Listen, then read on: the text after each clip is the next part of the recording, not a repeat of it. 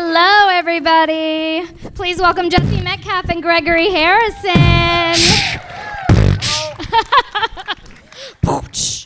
I did it too. There you go. Sorry, hi, I'm feeling guys. very silly. Hello. Hello. Jesse, it's always such a pleasure hanging with you. And Gregory, Such a pleasure.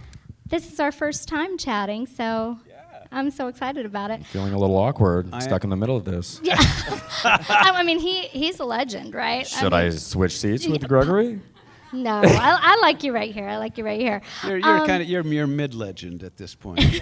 You're on your way to He's legendary. mid-legend. Does this work? Yeah. Is this Yeah, better? there you go. This is There good. you go. This is- See okay, each good. other. I want to, yeah, exactly. Well, obviously, we're talking about Chesapeake Shores in this panel, but we're going to chat about a little bit more than that because I have lots of questions for you guys. And then I'm going to throw it all to you so that you can ask these guys whatever questions you'd like. First and foremost, Chesapeake Shores Season 5 coming back. I do know, though, that Jesse, you're only with us for the first few episodes. Wah. Wah, wah. Yeah, exactly. How are you doing? How are you feeling about it? I'm feeling amazing. Good. I'm very excited for Season 5 to be coming out, as I know our Chesapeake Shores fans out in the audience are as well. Yes. I hear it's a great season. I had a great time on the first 2 episodes. I think the producers have a little surprise in store for you as far as how they handle the end of the Trace and Abby relationship and how they pay homage to the character of Trace. I hear it's a very emotional and respectful send-off, so I'm very appreciative of that, and I hope you guys enjoy it. I mean, at the end of the day, Chesapeake Shores is really about touching people's hearts and moving people emotionally, and I think this relationship, the Trace, the Trabby relationship really did that, and that was always my goal, just to as an actor and playing this character and being part of a great show is to move people. So. Well, I definitely know your character has been so moving, and I think that, even from the beginning with Chesapeake Shores, you were sort of able to mold that character for yourself, right? Because it was a departure from the books. You sort of made it a country. Huge departure from right? the books, yeah. Yeah. As you may or may not know, Trace Riley is an architect, in the original story. Dan Paulson Productions and Hallmark really allowed me to, mold the character after myself, make it my own, and I got a lot of creative satisfaction playing Trace Riley for 4 seasons and 2 episodes. Well, we're sad to see you go, but I know you're producing Martha's Vineyard Mysteries and starring in it as well.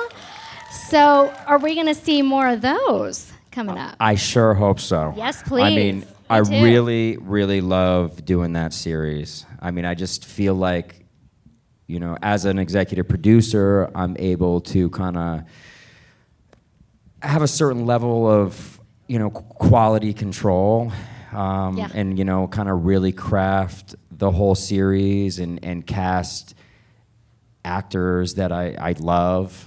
And love to work with. Maybe Gregory can come on Martha's Vineyard Mysteries. Ooh, that would be good. It wouldn't suck. Somebody's videoing this, it because would I'm going not to use suck. that to make the deal happen. No, we're gonna make it happen for Yes. sure. Yeah, love Gregory, very talented. Heard it here first. Very Okay. talented guy. So yeah, there's a lot of changes going on at Hallmark right now. So everyone's sort of in a holding pattern to see what they do with various series and series of movies. But I definitely hope to be back into production on a Martha's Vineyard mystery before the year's out. Woohoo! Yes, please. That'd be awesome. I didn't know you were an executive producer on that, too. That's great. So you were involved in the development of the script as well? Yes. So you have that kind of creative... Yeah. That's wonderful, isn't it? It's been pretty awesome. I'm happy for you, man. Thank you, man. Oh. And how has it been for you, Gregory, working on Chesapeake Shores? You and Treat have known each other. Treat and I have known For each so other long. forever. When we did a musical on Broadway back in 2000, Follies it was called, and Treat and I shared a dressing room for about a year, And we actually got so close that, on matinee days, Saturdays and Wednesdays, you do 2 shows, one at 2 o'clock and one at 8, and then you have a little break in between the shows. And we wanted to take naps, so we brought in bunk bed. And I had the top bunk, and he had the bottom bunk in our little tiny dressing room. And so one day, Treat came in, and he had 2 sets of sheets. One was fireman sheets that we put that on the top, and cowboy and Indian sheets we put them on the bottom. And there was 40 women in that cast, playing all the different follies, and they got a huge kick out of that. The 2 male leads in the show were like little boys, and we've been acting like little boys ever since. And when I got cast, when in the third season or second season, I can't remember, of Chesapeake Shores, they needed to bring in Thomas O'Brien, the brother, and Treat called and said, "Hey, are you interested?" And it was, and then he didn't have casting control, but he could lean heavily, and so when he said, "No, Greg Harrison wants to do it," they sent me an offer. I was never so thrilled, and it's been so much fun. I've done 2 or 3, maybe I think one season I did 4 shows out of 10, and it's just a wonderful recurring role, and it's always a pleasure. And well, you guys have some feisty scenes together too. We've had a few. Yeah. We've had a few. Mostly it was me with Andrew. You and Treat have had some Treat and I. We have some feisty lots scenes of stuff. together. And this season, Treat and I did 2, and I came in episode 3, and you had just left. Missed you. You were like on the plane out as I was landing, and I did 3 and 4, and Treat and I have one episode that is just we're the A plot, and it's hilarious and dramatic and really, really fun, and I can't wait to see it. Oh, something to look forward to. Yeah. I'm very excited about this upcoming season. Something else we know you from, Signed, Sealed, Delivered. Yeah. Where are my postables? Are they here? Yes. Thank you. Signed, Sealed, Delivered. For those of you who may not know, you probably, if you're fans of it, you do know because it's out online. We start shooting on Tuesday for a new episode of Signed, Sealed, Delivered. I leave Tuesday morning. I think they're starting filming on Monday, actually, and I leave Tuesday morning to go up to Canada and shoot it. And it's one of Martha Williamson's great scripts that she writes, and nobody writes like Martha. And it's the whole cast, including Ramon. And all the funny peripheral characters, and I'm Papa Joe again, and I'm really looking forward to it. And then I also with Hallmark. Thank God for Hallmark. They're I know they're I also am. They're paying the bills, right? I right? can announce here that for those of you who watch a lot of Hallmark, you may remember a movie about 8 years ago called The 9 Lives of Christmas. I do. Who else remembers that movie? I love that movie. Yeah, well, me and a cat, and Brandon Ruth, and Firehouse Cat. Kimberly Seston. And we're shooting a sequel starting in September. Yes. It'll be this Christmas's cat movie. I think Hallmark has a whole cat division. They probably do. You're 100% right. They do. Yeah. How is it acting with the cat? Is it because they say don't and in act the first with one, kids and don't act with animals. I'll tell you honestly how it is to act with the cat. That How first is it? movie, we had one cat, right? And it was the Firehouse Cat. We had like a stunt cat. This cat was brilliant. And I haven't worked with a lot of actors on Hallmark who were better actors than this cat. Pardon the expression. You're not part of that group. And You're not in that group. I was so impressed with this cat. I came home and I was my wife Randy Oakes from Chips. Does anybody remember Chips? Woo! We've been married 40 years this year. I kept bragging about this cat, and she got sick of it. And so one day she came back. She goes, "Come with me." We went to a cat rescue place, and she said, "Find a cat you like." And I spent an hour looking around at cats. We'd never had a cat, and I had one as a boy. And I picked a cat, and she goes, "I already reserved that one for you." So that's how well she knows me, and that's how she knew I would like this cat. So I got this cat. Super chill, drape him over my shoulders while I'm cooking breakfast and stuff. He's so chill that I named him Doobie. and Doobie and I have had a great relationship. Well, now I have 3 cats. And it's all because of the 9 Lives of Christmas. That's the magic of Christmas. And the name of the new sequel to 9 Lives of Christmas is The 9 Kittens of Christmas. So I have no idea how many cats I'm going to take home with me. This You're is not going to be a ridiculous. cat lady. You're going to be a cat man. Cat dad. You're a cat dad. Really? I'm so impressed you brought that back around to Yes. the movie. I didn't know where you were going with this story, but that was amazing. That was really good. Well, okay, let's turn it over to all of you, and we'll have a mic being passed around. So if you want to just raise your hand if you have a question, and don't be shy. Oh, we've got somebody over here. I saw a hand go up over there. Yeah, right over here with the cute sunglasses. And tell us your name. Hey, my name is Megan Alexander. Oh, is it on? Megan Alexander, love you all and your work so much, and it is such a blessing to have the Hallmark Channel in our lives. Gregory, I grew up on you, a little girl watching Centennial with my parents. Levi Zent, if anybody remembers. Levi Zent, yeah. Oh my goodness, I was just curious of all your work. Wait a minute, you can't be old enough to have seen that. Well, I mean, I was. That was 1979. Yeah, I wasn't born yet, but we watched it later. Oh, okay. All right. But my parents. Would I'm no watch math the- wizard, but My parents would watch it every night, and it's an incredible show if anybody's ever seen it. But I'm curious if you keep in touch with anyone in that cast. That's an incredible cast. I do. I'm dear friends with Stephanie Zimbalist, who played my wife on it, who dies of the rattlesnake bite, and it was a 25-hour long miniseries. Every actor in Hollywood was in it. And I was an unknown at that time, and somehow I ended up lucky enough to have the central role of Levi Zent, who founds the town of Centennial. And I aged from 22 to 78. And I think I shot it for almost a year on location in Ohio, Kentucky, and all over Colorado. And yeah, it was an amazing experience. And Bill Atherton and I, Cliff DeYoung, Stephanie, and there's a bunch more people. Tim Dalton. Well, I keep in touch with almost all those people that are still alive. We're losing them fast. But yeah, and then there's there's the Postables, and there's all these other groups of people who have gathered together who are fans of particular projects. There's a group of people who love Centennial online, and so I hear from them all the time. I still have Zent's General Store sign in my house that I saved from when we shot it.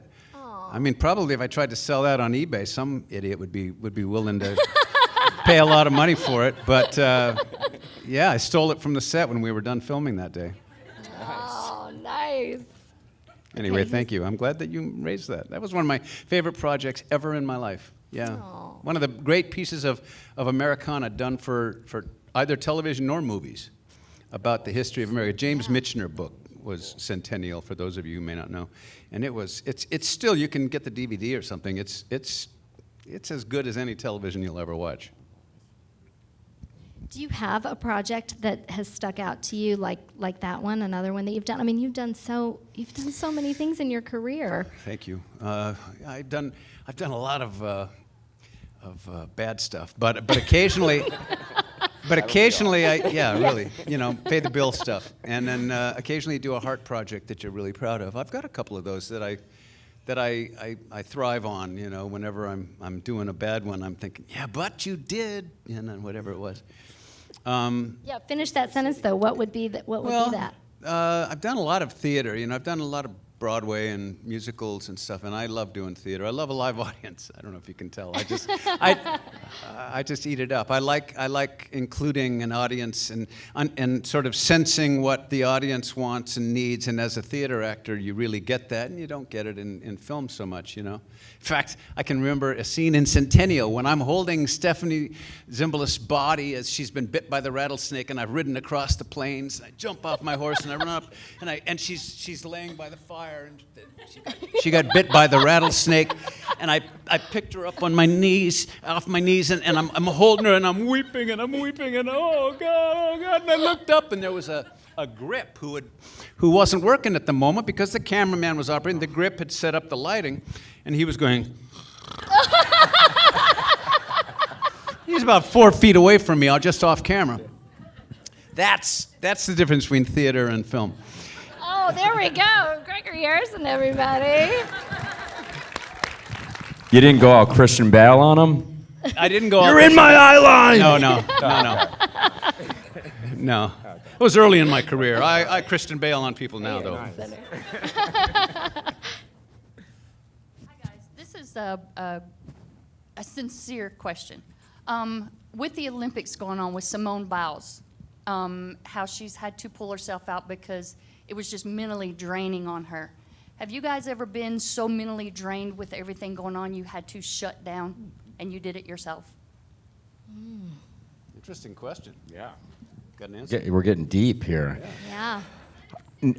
No, to be honest, I've never shut down in my life. Not yet, anyway. I mean, I'd like to think I'm pretty resilient, but I've never been an Olympian. That's a whole another kind of pressure.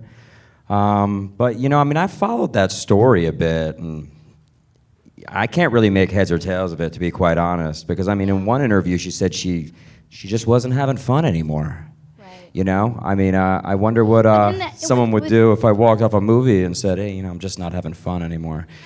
I don't know. A lot of people have come forward and said, we respect your decision and, all that stuff. And everyone's can make whatever decision they need to make in life, but I feel like when you start an endeavor, you should finish it. That's my personal opinion. But I know, with acting and the journey of acting, right?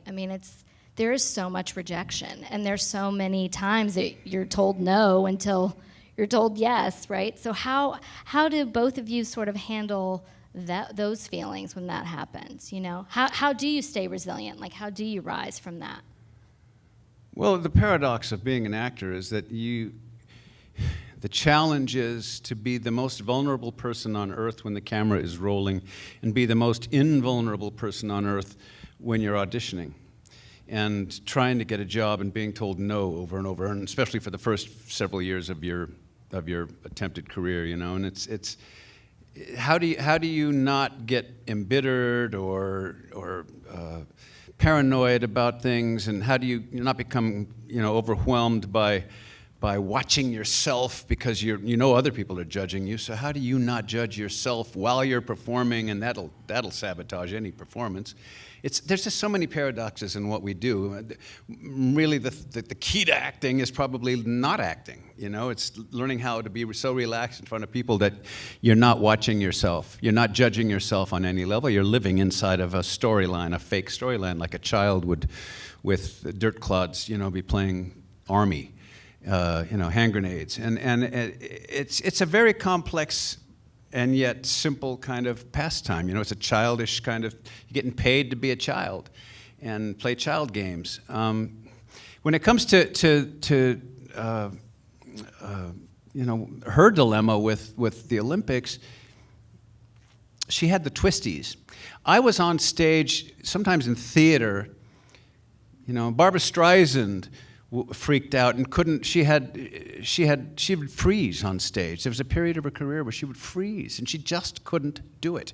And it happened she wouldn't know when it would happen. So she'd be out there doing fine, and all of a sudden she couldn't mumble a song or a word, And it's when you're dealing with on that high a level of precision that the slightest psychological tremor can cause you to not be able to do it. And Biles was, I mean, that's life threatening. If, you know, she had the twisties. It's like vertigo. In the middle of a flip, she lost her sense of where she was in the world, in the air. And there are a lot of ex-gymnasts who are now paraplegics and quadriplegics because of that very thing. I can't blame her for that. I just, you know, I'm sorry because I wanted to see her perform, and she's amazing, and I'm disappointed, but I can't really hold it against her. I can't judge her because of it. I have to take her word for it that, you know. She had the twisties. She had the twisties. Yeah, the twisties. And it's like vertigo. I don't know if you've ever had vertigo, Yeah. but it's horrifying. Yeah. Those twisties? She had those twisties. I don't mean to not be empathetic. I don't really know all the details of the story, but Yeah. you know, twisties. Let's see. Oh, right here. Perfect. Mike's right there. It's Marlene, and I was wondering, have you ever done a project that you really wish you did not do? A project you didn't do. Or is there one that has been challenging, you know, that you sort of, and how you overcame that too? I mean, I'm always They're all interested in stories like challenging. that. Yeah. Yeah, they really are. I mean, they're never a cakewalk. You know, the job has so many facets to it. Just so many different creative forces coming together, so many different personalities, so much different, you know, masters to serve and politics and stuff like that. It really is a challenging industry. You know, I mean, I won't bore you with the details, but I mean, you know, yeah, they all present their own individual challenges. I mean, I have a laundry list of projects I probably wish I never did, you know, but hey, I got bills to pay, you know, so it's like. Has that been interesting being a producer on your own project with Martha's Vineyard Mysteries and seeing sort of that side of things and having to collaborate in that way? Yeah, I mean, you know, I've learned so much, you know, producing the four Martha's Vineyard Mysteries. I mean, yeah, there's a lot of times in our business there's just too many cooks in the kitchen, I think. You know, is really the issue. And I think the best stuff that gets made is when there's like one singular kind of genius voice that carries an amazing through line through the entire series. You know, like one of my favorite series was Breaking Bad. You know, that was just, you know, totally mastermind and written by one man. Vince Gilligan, yeah. Yeah. And I feel like that's why it's great. When you bring in multiple voices, multiple writers and stuff, I think sometimes a series in particular can go in just too many different random directions, and there's no consistency to the storylines and to the characters. And, you know, from an actor's perspective, you know, we're kind of all about, we're so deep into these characters and we're so invested in where they go that it's like, it's hard not to take it personally when they don't go where you want them to go and where you know other people want them to go. So that can be challenging. Yeah. What about you, Gregory? Yeah, I mean, I've had some surprises, you know, where you go, oh, this is going to be such a smash because we got the perfect actress and the perfect director and the perfect script, and then the thing sucks, you know, and it's like you're going, how did that all go wrong? Where did it go wrong? And it's hard sometimes to identify where did it go wrong. It just didn't work, you know. Sometimes the chemistry isn't what you thought it would be. Sometimes there's chemistry on the set, face to face with someone, particularly if you're doing a romantic thing with some actress, and you're thinking, this is so hot, you know, it's got to transfer to film. It's got to be great. And then you watch it, and it's like two different species are acting up there in two different movies, Or vice versa, right? They're like, or the chemistry you is hate so your amazing. leading lady, and she hates you, and then little does the audience know. that You can't stand each other. transfers into fascinating cinema, you know. That's the thing about chemistry. You know, there just has to be some energy between the two people, and it sort of translates on screen as chemistry, you know, but it could be hatred. It's a thin line between love and hate. That's a good phrase. I'm going to remember that one. All right. Did I see one here in the middle? Or There is one out here. There's one in back, Yeah. one right there. Right over here. Oh, he's running. Excuse me. He's getting over there. Is that your agent? Yeah. Who are you talking to? I'm Robin. I actually have two questions. One is, how did you like playing John Tucker? And the second one is that you have really good chemistry with Sarah. But is she like absolutely as amazing off screen as she is on screen? Absolutely. Oh, no, that was for you. That was for You weren't John Tucker Must Die, Gregory? Gregory, take a break. Yeah. Obviously, I loved shooting the movie John Tucker. It was such a great cast, great director, Betty Thomas. It was an amazing time in my career before, I was as disillusioned as I am now. Just kidding. I still love acting. That was just fresh off Desperate Housewives. It was my first feature film.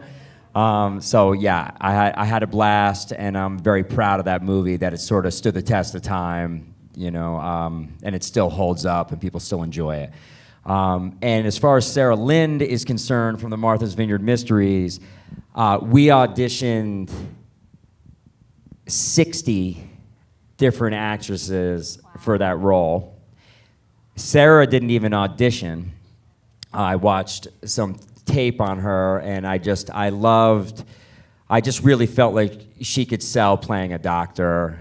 She has a certain, intelligence to her, and she has a very kind of sardonic personality, which I thought was really great for the character. She's also very much like that in real life. She's a very unique woman, definitely. She's really, really cool, and I really enjoy working with her.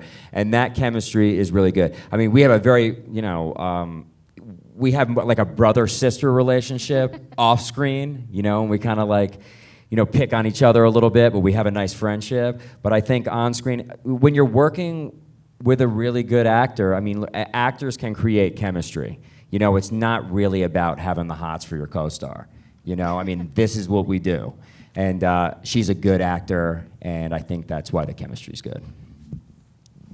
Yeah, I really love her in that role, too. So, good choice. Oh, why, thank you. Very good choice. And did you have a question? Sometimes you do have the hots for your co-star, though. Sometimes He's back. Sometimes it's very confusing. My wife, Randy, was an actress for many years, and she used to send me off. I'd go do a movie with Sybil Shepherd or somebody, and Ooh. Randy used to model with Sybil back in the day in New York, and she'd say, "So, what are you doing today?" So, today I'm shooting my love scene with Sybil. Okay, have fun. Keep it on the set. So, all right, honey, deal. And she understood. She'd had her share of love scenes, I guess, prior to that. So she knew that it was a choice you have to make. But sometimes there is actual heat, and if you're on location, that's where you see. That's where you read about in the Enquirer or watch on TMZ. There's a lot of relationships that fall apart when location romances occur, because it's an unreal world out there, and then you come back home and everything falls apart. Your whole life falls apart because of it. And fortunately, I didn't get married till I was 32 years old to Randy, so I had experienced that enough times that I knew better than to risk it again. And how many years again? 40. 40 years. So you're doing something right. You're doing something right. What's that? Y'all are doing something right. Yeah, apparently, I think Randy has done something right. She puts up with a whole lot. Yeah, she's had to. And you had a question, right? Yes, I'm Sherry.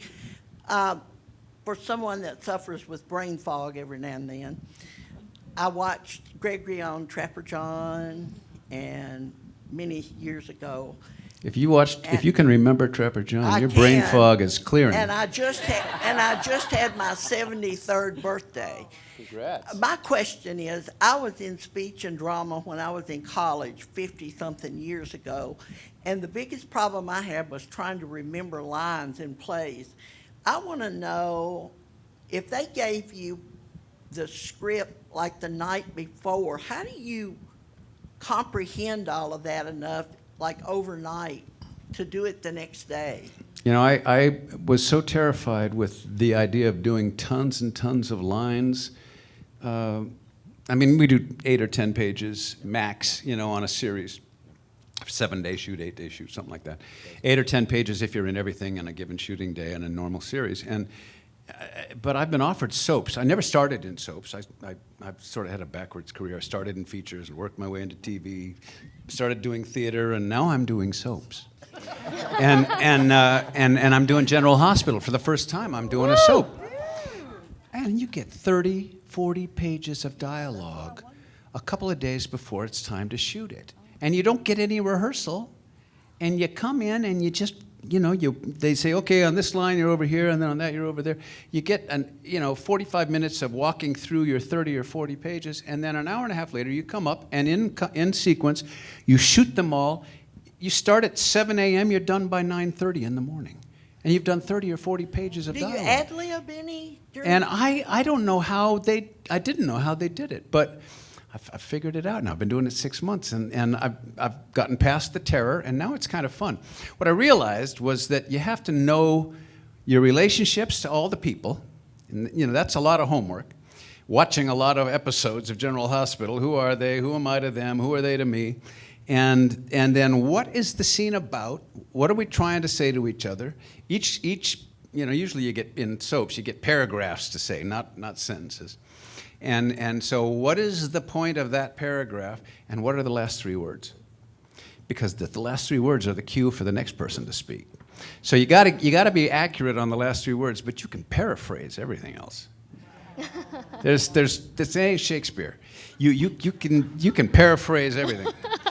So that's what I do. I learn. You do a lot of homework, and I've been acting long enough, 50 years now, that I trust my instrument to show up, and including my brain, to show up and get it right when it's time, and I don't fret about it or go sleepless nights beforehand over it. And so I'm ready to do it, ready to perform, and then you just sort of don't get ahead of yourself, stay in the moment, listen really well, and those words or thoughts or ideas come out, and then the last 3 words to give the cue to the next person to speak. That's how it works. I love that. Have y'all had, do you have a dream role that you haven't done yet that you want to do? I mean, Gregory's done so much. He's probably done every genre he's ever dreamed of. Yeah. Right. But for me, I really love gangster movies. And being Italian and being a big fan of like The Godfather, Yes. and like Carlito's Way and Goodfellas, and The Sopranos, I would really love to dip my feet into that genre.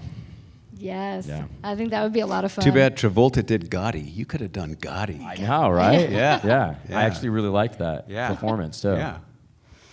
And my middle daughter, Lily, who's an actress, she did a movie for Hallmark. She did Christmas Camp for Hallmark. That's right, yes. And Karen she's Shaler's written here, a who wrote couple the for book. Hallmark, and she's writing a lot of screenplays now for Netflix and other things. But she's about to marry Peter. I'm blanking on Facinelli. Peter Facinelli is my soon-to-be son-in-law. And he's got a huge Italian family in New York. And when you start talking about Italian families, I'm going, oh yeah, he's like straight out of The Godfather. Yeah, yeah. And I guess I'm going to be mingling with all of them soon. As soon as COVID is over and the wedding can finally happen, then I'm going to be part of my family is going to be Italian. Okay. Yeah. What about a dream role for you though? Anything that you haven't done yet that you want to do? God, yeah. I mean, Yeah, you've done I did a pretty much play. everything. I did a play last year, just before COVID, like in December when COVID hit in January. I did The Lion in Winter. Does anyone remember the movie The Lion in Winter with Peter O'Toole and Katharine Hepburn? And it was originally a play, and I did that at a beautiful playhouse on the coast in Laguna Beach, California. And Francis Fisher and I did those 2 roles, and it was like 2.5 hours of just huge Brit speak, and I loved doing it. I've always wanted to do that, and I did. And now I think I want to go do another musical. Probably a little old for King Arthur in Camelot, but I've always loved Camelot ever since I was a kid, and I would love to sing and be British again. That would be fun. Yes. Yeah. Well, I'm a New Yorker, so I'll come see that. Okay, good. Yeah, let's do it. I want to see that. Anyone else? Any other questions over here? Yes. I'm Rita from Mississippi, and my question piggybacks off that last question. Y'all both done daytime now, and movies, and nighttime series. Which one's your favorite? It's a question for both y'all that y'all enjoy doing the best. What's your favorite? I mean, I don't really have a preference between television and film. It's kind of, more really just about the project and the people I'm working with. But this probably doesn't answer your question. It's just another thought. But I've never done a play. I would really love to do theater. I think that's like the next thing I really want to do. Theater is my favorite, and I'll tell you why. One, there's no editor, so what I want you to get, you're getting. There's nobody in between you and me to change my performance in any way, to reinterpret what I'm trying to convey as my character in a certain piece, and I love that. I want direct contact with with a live audience. But the other part of it, it's just more magical. When I was a little boy in Catalina Island, there's this thing called the Casino Theater, the casino ballroom up top and this casino theater underneath. It was the world's first theater built for talkies, 1928. And big theater, beautiful. And I'd sit up in the front row. Every week they'd change the movie over there. And I'd sit in the front row as a 5-year-old. I remember watching, The Fly, the original The Fly, and movies like that. And I'd sit in the front row, so all my peripheral vision was filled with the screen. And I was always mesmerized by the idea that these are magicians. These people are creating something out of nothing that is making me feel things that change me. That you change people in doing what I do. You can change people. You don't always, but you can. And that's I felt like they were magicians. And then I never dreamt that I could do. I thought there was some otherworldly thing about it. Some mere mortal like myself couldn't do that. And then they shot a movie on my dad's boat. My dad was the glass-bottom boat captain, and they shot a movie in 1965 with Doris Day and Rod Taylor on my father's boat. And Arthur Godfrey played my dad. And I was like 10 feet away from Doris and Rod playing scenes on the boat, and they'd be doing dialogue, and all of a sudden they'd stop, and Doris would go, "Oh, God damn it. Okay, let's do it again. Let's do another." And I was going, and they would do it over and over, and then Rod would screw up and go, fuck, what are you gonna do? And it was, and I thought, okay, I can do that. I can screw up until I get it right. And you do a little piece, like in a puzzle, and then they put that piece in over here, and then you shoot another little piece, and that goes over there, and all of a sudden it got perfectly clear to me in one day. And that was my epiphany, and then I was 15, and I knew what I was going to do for the rest of my life. So that's my story. Wow. I think we have time for one more question, if somebody's got one. I think we haven't gone over here yet. Let's go all the way over here if we can. And then I'll get to your question too, ma'am, okay?